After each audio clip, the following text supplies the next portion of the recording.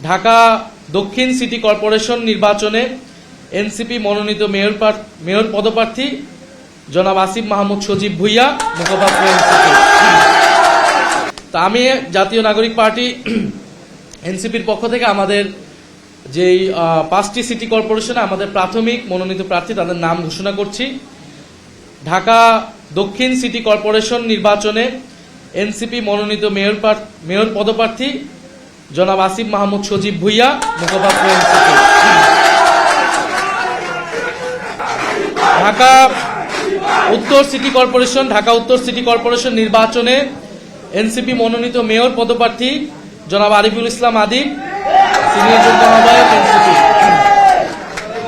Comilla city corporation নির্বাচনে NCP মনোনীত mayor পদপ্রার্থী জনাব অ্যাডভোকেট তরিকুল ইসলাম, আহ্বায়ক জাতীয় যুব শক্তি।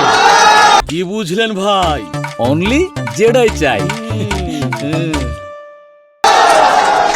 রাজশাহী সিটি কর্পোরেশন নির্বাচনে এনসিপি মনোনীত মেয়র পদপ্রার্থী মোহাম্মদ মোবাশ্বের আলী, আহ্বায়ক রাজশাহী মহানগর এনসিপি। এবং সর্বশেষ সিলেট সিটি কর্পোরেশন নির্বাচনে এনসিপি মনোনীত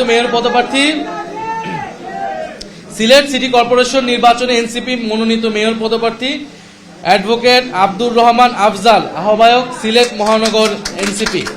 আমরা 5টি সিটি কর্পোরেশনের আমাদের প্রাথমিক তালিকা আজকে ঘোষণা করছি এবং আমরা অতি দ্রুত সময়ের মধ্যে আমাদের বাকি সিটি কর্পোরেশন এবং সারা দেশে আমাদের উপজেলা এবং পৌরসভার যারা পদপ্রার্থী হবে তাদের নামও দ্রুত ঘোষণা করে দেওয়া হবে।